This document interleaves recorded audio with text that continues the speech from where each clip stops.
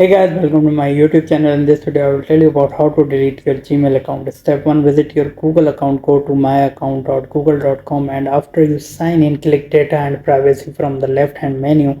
Step 2, there are lots and lots of options available on the data and privacy page. So slowly scroll down and until you reach the section data from apps and services you use, look for the box called download or delete your data and click delete a Google service.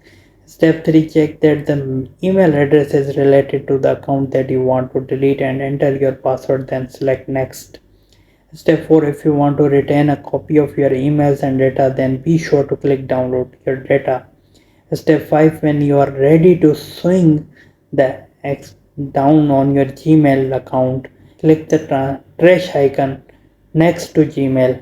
Step 6, if you delete your Gmail account, you need to give Google another address belonging to you so that you can keep using other services such as Google Play Docs or Calendar Note.